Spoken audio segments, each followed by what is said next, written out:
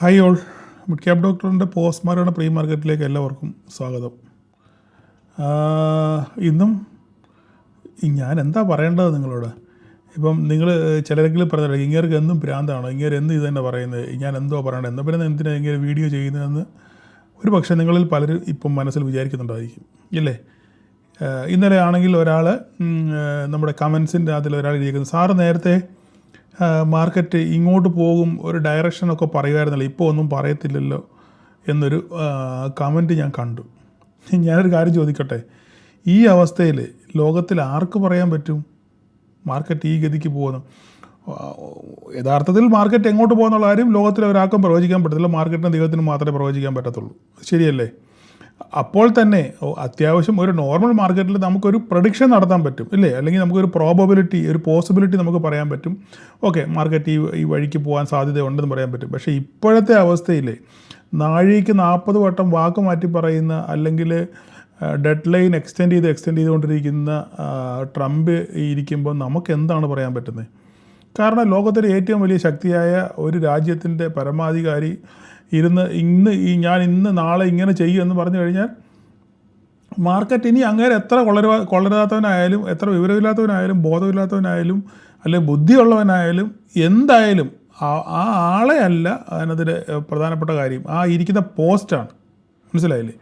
ആ പോസ്റ്റിൽ ആരിയ്ക്കുന്നു എന്നുള്ളതാണ് ഏറ്റവും വലിയ ചോദ്യം. അപ്പോൾ അങ്ങനെ ഉള്ള ഒരാൾ ഇങ്ങനെ കമൻറ്റുകൾ ഇങ്ങനെ പറയുമ്പോൾ മാർക്കറ്റ് അതിനനുസരിച്ച് മാത്രമേ പോകത്തുള്ളൂ. ഇനി ഇന്നത്തെ പകലത്തെ നമ്മുടെ മാർക്കറ്റിൻ്റെ കാര്യം എടുത്തു കഴിഞ്ഞാൽ കൃത്യമായി എന്താ പറയുന്നത്, US ഫ്യൂച്ചറുമായിട്ട് നമ്മൾ കമ്പയർ നോക്കുകയാണെന്നുണ്ടെങ്കിൽ മാർക്കറ്റ് മുകളിലോട്ട് കയറി പോകുന്നതിന് യാതൊരു അടിസ്ഥാനവും ഇല്ല.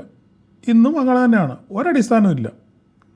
ഒരടിസ്ഥാനങ്ങൾ നിങ്ങൾക്ക് ആർക്കെങ്കിലും ചൂണ്ടിക്കാണിക്കാൻ പറ്റുമോ? മാർക്കറ്റിൽ നിന്ന് പോയ എന്തെങ്കിലും ഒരു പോസിറ്റീവ് ന്യൂസ് ഉണ്ടോ, അല്ലെങ്കിൽ വേറെ എന്തെങ്കിലും കാര്യം കൊണ്ടാണ് മാർക്കറ്റ് ഒന്നുമല്ല. മാർക്കറ്റ് മൂവേഴ്സ്, നമ്മൾ ഈ എക്സാം എഴുതാൻ ചെല്ലുമ്പം, ഇതിൻ്റെ തന്നെ എക്സാം എഴുതാൻ ചെല്ലുമ്പോൾ അതിൽ ചോദ്യമുണ്ട്, മാർക്കറ്റ് മൂവേഴ്സിനെ പറ്റി ഒരു ചോദ്യമുണ്ട്.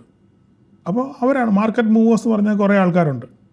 അത് നമ്മുടെ അതായത് ബ്രോക്കർമാരും, പിന്നെ FIs അല്ല HNIs, അങ്ങനെയുള്ള കുറേ ആൾക്കാരുണ്ട്. അവരാണ് മാർക്കറ്റിനെ അങ്ങോട്ടും ഇങ്ങോട്ടും ഓടിക്കളിച്ച് ലിക്വിഡിറ്റി വർദ്ധിപ്പിക്കുകയും അതുപോലെ പ്രീമിയം ഒരുക്കി കളയുകയൊക്കെ ചെയ്ത് നമുക്ക് എക്സാം എഴുതാൻ ചെല്ലുമ്പം അതിനകത്തുള്ളൊരു ക്വസ്റ്റ്യനാണിത്, മാർക്കറ്റ് മൂവേഴ്സ്. അപ്പം അവർ കളിക്കുന്ന കളിക്കകത്തിൽ നമ്മൾ മാക്സിമം മാറി നിൽക്കുക, അല്ലെ ചെറിയ പ്രോഫിറ്റ് കിട്ടി നമ്മളിവിടുന്ന് ഇറങ്ങി പോകുക എന്നുള്ളത് മാത്രമേ. ഇന്ന് രാവിലെ ഞാൻ പറഞ്ഞു, ആ ഒരു മൂവ്മെൻറ്റിനകത്തിൽ നിങ്ങൾക്ക് ആർക്കെങ്കിലും എന്തെങ്കിലും കിട്ടി നിങ്ങൾ പോയിട്ടുണ്ടെന്നുണ്ടെങ്കിൽ അത് നിങ്ങളുടെ പോക്കറ്റിലിരുന്നു. അതിന് ശേഷം മാർക്കറ്റ് നോക്കിക്കേ, നമുക്ക് എങ്ങോട്ടെങ്കിലും ഒരു കൃത്യമായ ഡയറക്ഷനിൽ നമുക്കൊരു ട്രേഡ് ഓപ്പർച്യൂണിറ്റി നമുക്ക് എടുക്കാൻ പറ്റിയില്ല.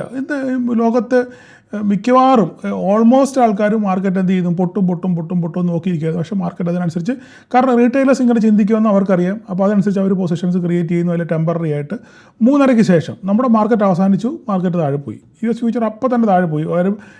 നമ്മുടെ മാർക്കറ്റ് അവസാനിച്ചു ഒരു 10 മിനിറ്റ് കൊണ്ട് എങ്ങാണ്ട് 100, 200, 250 പോയിൻറ്റ് US ഫ്യൂച്ചർ താഴെ പോയി. നിങ്ങൾ നോക്കിക്കഴിഞ്ഞാൽ മനസ്സിലാവും, ഞാൻ കാണിച്ചു തരാം.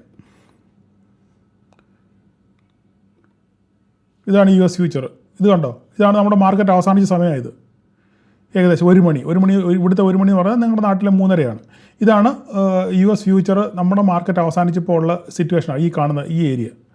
ഓക്കെ, അതിനുശേഷം നോക്കിക്കേ മാർക്കറ്റ്, നമ്മുടെ മാർക്കറ്റ് ക്ലോസ് ചെയ്തു, അപ്പോൾ തന്നെ മാർക്കറ്റ് താഴെ പോയി. ഏകദേശം അവിടുന്ന് എന്തുമാത്രം വീണു നിങ്ങളത് ആലോചിച്ച് നോക്കിയേ. അപ്പം ഇതൊക്കെ നമ്മൾ മനസ്സിലാക്കിയിരിക്കുക എന്നുള്ളത് മാത്രമേ ഉള്ളൂ. നോക്കിക്കേ, ആ ഏരിയയിൽ നിന്ന് US ഫ്യൂച്ചർ വീണത് ഏകദേശം 400 പോയിൻ്റാണ് വീണത്, 350 പോയിൻ്റാണ് വീണത് ഒറ്റയടിക്ക് വെച്ചാൽ ഒരു അരമുക്കാൽ മണിക്കൂർ കൊണ്ട് ഏകദേശം 450 പോയിൻ്റ് US ഫ്യൂച്ചർ വീണു. മനസ്സിലായില്ല? അപ്പോൾ ഇതാണ്. അപ്പോൾ ഇന്ന് എൻ്റെ ഒരു ഫ്രണ്ട് ഇങ്ങനെ പറഞ്ഞു, ഇനിയിപ്പോൾ നമ്മൾ ഇന്ത്യൻ മാർക്കറ്റ് ക്ലോസ് ചെയ്യുന്ന സമയം ഒരു വലിയ സംഭവമായിട്ട് പ്രഖ്യാപിക്കണമെന്ന്. കാരണം ലോകത്തിൽ പല സംഭവവികാസങ്ങൾ നടക്കുന്നത് നമ്മുടെ ഇന്ത്യൻ മാർക്കറ്റ് ക്ലോസ് ചെയ്യുന്നതിനെ ആശ്രയിച്ചിരിക്കും ഇല്ലേ. നമ്മുടെ ഇന്ത്യൻ മാർക്കറ്റ് ക്ലോസ് ചെയ്യുന്നു, യുദ്ധം ആരംഭിക്കുന്നു, അല്ലെങ്കിൽ നമ്മുടെ ഇന്ത്യൻ മാർക്കറ്റ് അവസാനിക്കുന്നു, എന്തെങ്കിലും ട്രംപ് പ്രഖ്യാപിക്കുന്നു. അപ്പോൾ ഇന്ത്യൻ മാർക്കറ്റ് അവസാനിക്കുന്ന ആ സമയം ഒരു പ്രത്യേക സോണായിട്ട് വല്ലതും പ്രഖ്യാപിക്കേണ്ടി വരും മിക്കവാറും, ഇങ്ങനെ അങ്ങോട്ട് പോവുകയാണെന്നുണ്ടെങ്കിൽ.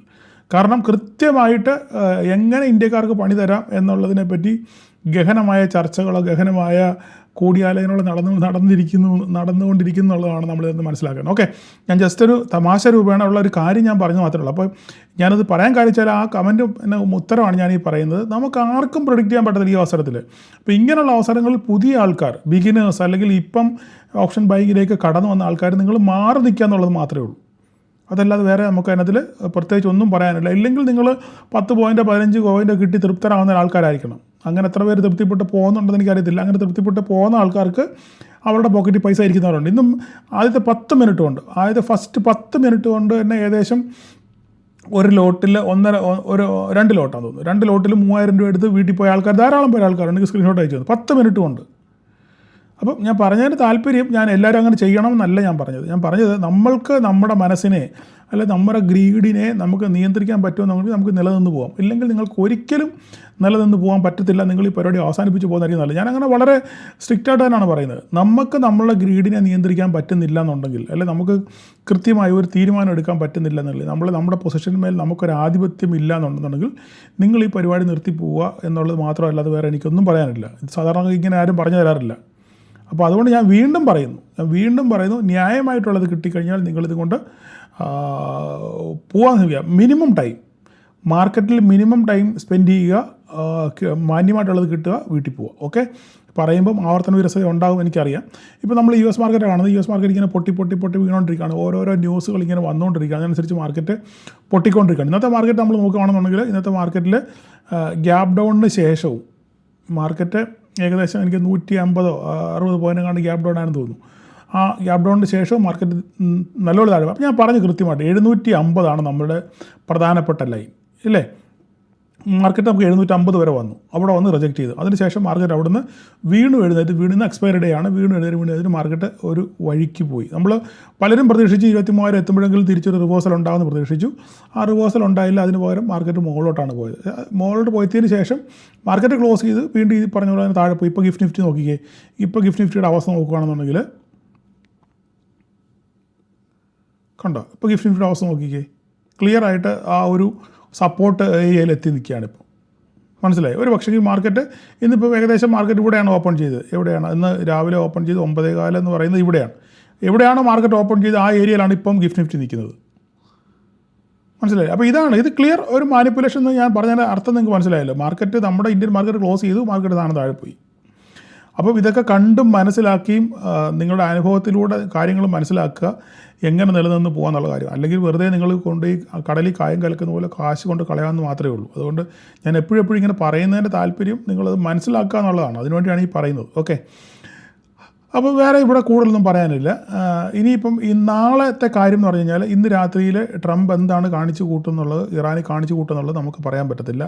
അതിൻ്റെ ഒരു ആഫ്റ്റർ എഫക്റ്റ് ആയിരിക്കും നാളത്തെ മാർക്കറ്റിൽ കാണുന്നത്. അതുപോലെ തന്നെ നാളെ പ്രധാനപ്പെട്ട ഒരു കാര്യം എന്ന് പറയുന്നത്, നാളെ RBIയുടെ മോണിറ്ററി പോളിസി പ്രഖ്യാപിക്കുന്ന ദിവസമാണ്.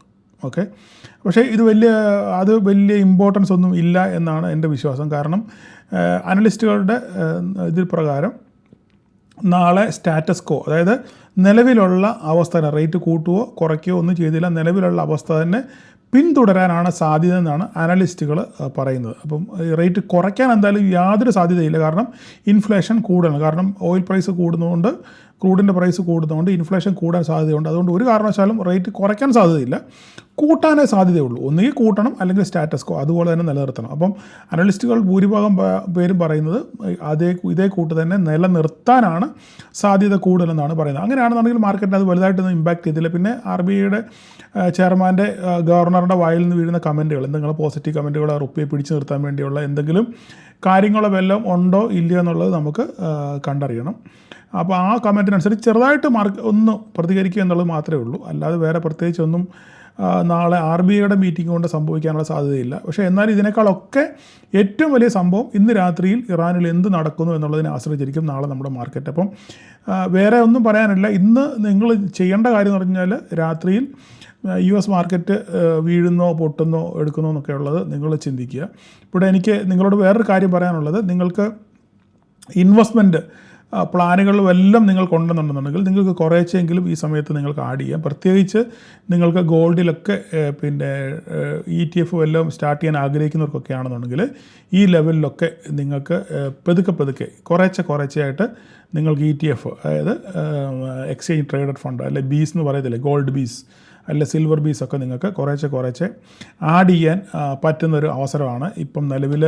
ഈ ഇതിൻ്റെ ബീസിൻ്റെ ഇത് നോക്കുകയാണെന്നുണ്ടെങ്കിൽ ഗോൾഡ് ബീസിൻ്റെ ഏകദേശം 121 രൂപയും സിൽവർ ബീസിന് 220 രൂപയൊക്കെയാണ്. അപ്പോൾ ഈ റേഞ്ചിൽ കുറേശ്ശെ ആഡ് ചെയ്യുക, താഴെ പോവുകയാണെങ്കിൽ വീണ്ടും ആഡ് ചെയ്യുക. ഈ പ്രശ്നങ്ങളൊക്കെ കഴിയുമ്പോൾ ഇതെല്ലാം ഇതുപോലെ തന്നെ പറന്ന് കയറാനുള്ള സാധ്യത വളരെ കൂടുതലാണ്. ഇപ്പോൾ നമ്മൾ ഗോൾഡിൻ്റെ അവസ്ഥ നോക്കുകയാണെന്നുണ്ടെങ്കിൽ ഗോൾഡ് ഇപ്പം നല്ല രീതിയിൽ മുകളിലോട്ട് പോയതാണ്. നല്ല രീതിയിൽ മുകളിലോട്ട് പോയതിന് ശേഷം നല്ലൊരു ഫോൾ നിങ്ങൾ കണ്ടു കഴിഞ്ഞാൽ എൻ്റെ സബ്സ്ക്രൈബേഴ്സിന് വേണ്ടി ഞാൻ പറയുകയാണ്, നിങ്ങൾക്ക് എന്തെങ്കിലും ഒരു ഓപ്പർച്യൂണിറ്റി കിട്ടിക്കോട്ടെ എന്ന് വിചാരിച്ചാണ് ഞാനീ പറയുന്നത്.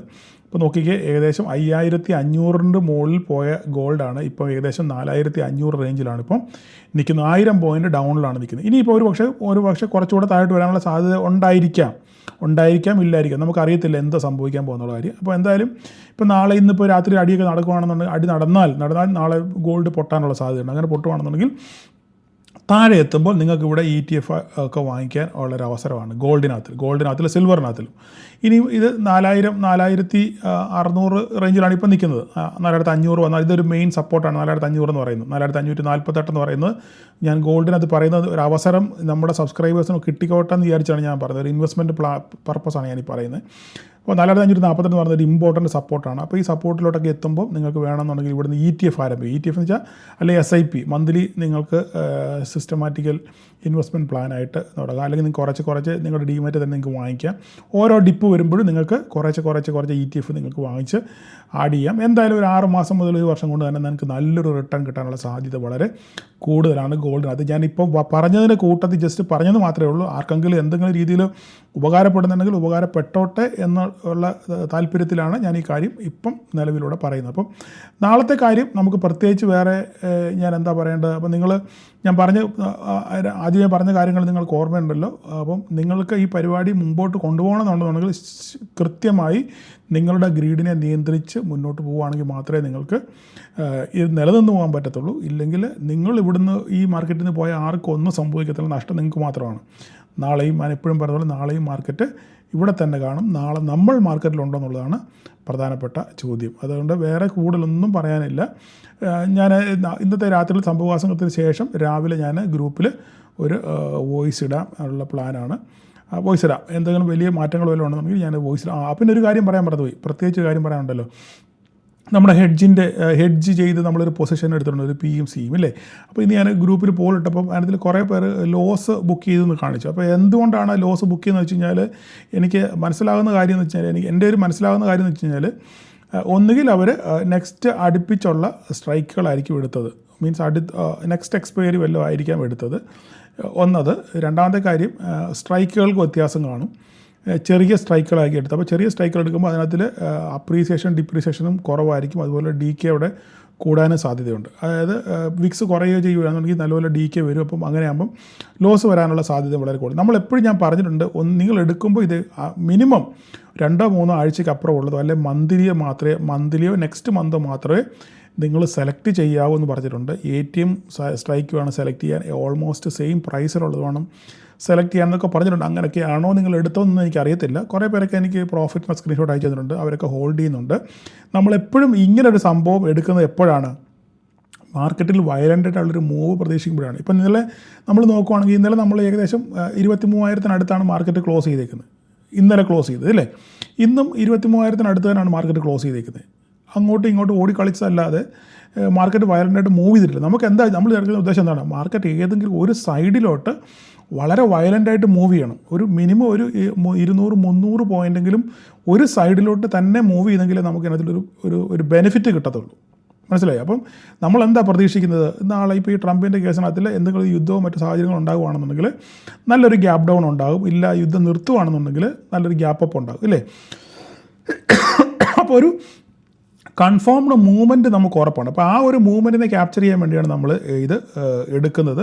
ഞാൻ ഓൾറെഡി അത് പറഞ്ഞിട്ടുണ്ട്. കാരണം നമ്മളപ്പോൾ ഒരു സൈഡ് നമ്മൾ ATM ആണ് എടുത്തേക്കുന്നതെങ്കിൽ നമ്മുടെ ഒരു സൈഡ് എപ്പോഴും എന്ത് ചെയ്യും, അത് ATM എന്നുള്ളത് ഡീപ്പ് ITMയിലോട്ട് പോകും. അപ്പോൾ ആ ഡീപ്പ് ITMയിലോട്ട് പോകുമ്പോൾ നമുക്ക് അവിടെ അപ്രീസിയേഷൻ വളരെ കൂടുതൽ കിട്ടും. ഓപ്പോസിറ്റ് സൈഡ് ആണെന്നുണ്ടെങ്കിൽ അത് ഔട്ട് ഓഫ് ദ മണിയിൽ OTMയിലോട്ട് പോകുമ്പോൾ അതിൻ്റെ മൂവ്മെൻറ്റ് കുറയും. അപ്പോൾ ഒരു സൈഡ് നമുക്ക് നല്ല രീതിയിലൊരു ബെനിഫിറ്റ് കിട്ടാനുള്ള സാധ്യതയുണ്ട്. അങ്ങനെ നമുക്ക് ബെനിഫിറ്റ് കിട്ടിക്കഴിഞ്ഞാൽ ഈ പ്രശ്നങ്ങളൊക്കെ ഈ ഒരു പർട്ടിക്കുലർ ശതമാനം മൂവ്മെൻറ്റ് കഴിഞ്ഞ് കഴിയുമ്പോൾ മാർക്കറ്റ് തിരിച്ച് ഇറങ്ങാനുള്ള സാധ്യതയുണ്ട്. അപ്പം ആ തിരിച്ചിറങ്ങാൻ തുടങ്ങുമ്പോൾ ആ ഒരു സൈഡ് പ്രോഫിറ്റുള്ള സൈഡ് വിൽക്കുക, മറ്റേ സൈഡ് മാക്സിമം തിരിച്ചിറങ്ങുമ്പോൾ മിനിമം ലോസിൽ നമ്മളത് എക്സിറ്റ് ചെയ്യുക. അതാണ് ഇതിനകത്തിലെ ഒരു പ്ലാൻ.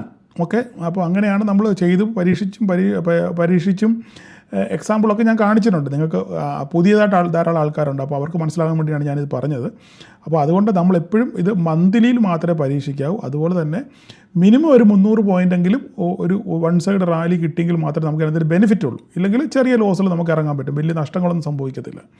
അപ്പോൾ ഇതാണ് ഇതിൻ്റെ അകത്തിലെ പ്രധാനപ്പെട്ട കാരണം. നമ്മൾ സാധാരണ ലോട്ടറിയാണ് എടുക്കാറുള്ളത്, ഇല്ല ഇങ്ങനെയുള്ള അവസരം വരുമ്പോൾ ഒന്നീ PE എടുക്കുക, അല്ല C എടുക്കുക, എടുക്കുക. അപ്പം ഓപ്പോസിറ്റ് സൈഡിൽ പോയി കഴിഞ്ഞാൽ അത്രയും പൈസ നമുക്ക് നഷ്ടമാകും. അപ്പോൾ ഇങ്ങനെ ചെയ്യുമ്പോൾ നമുക്ക് ലിമിറ്റഡ് ലോസ് ആയിരിക്കും. അപ്പോൾ പ്രോഫിറ്റും ലിമിറ്റഡ് പ്രോഫിറ്റ് ആയിരിക്കും, അത്രമാത്രമേ ഉള്ളൂ. പക്ഷേ മാന്യമായ പ്രോഫിറ്റ് ആയിരിക്കും. അതാണ് അതിനകത്തിലെ രത്നച്ചുരുക്കം. പറഞ്ഞത് മനസ്സിലായി എന്ന് വിചാരിക്കുന്നു. അപ്പം രാത്രി കാണാം എന്താണ് സംഭവിക്കാൻ പോകുന്നുള്ള കാര്യം. ഞാൻ എന്നിട്ട് ഒന്നുകിൽ എന്തെങ്കിലും മൂവ്മെൻറ്റ് ഉണ്ടാവുകയാണെങ്കിൽ രാത്രി ഞാൻ അപ്ഡേറ്റ് ചെയ്യാം ഗ്രൂപ്പിൽ, ഇല്ലെങ്കിൽ ഞാൻ രാവിലെ ഏർലി മോർണിംഗിൽ തന്നെ ഞാൻ വോയിസ് ഇടാം. ഓക്കെ, അപ്പം കേട്ടിരുന്ന ഇത്ര നേരം എന്നെ സഹിച്ചിരുന്ന എല്ലാവർക്കും നന്ദി. Thank you all.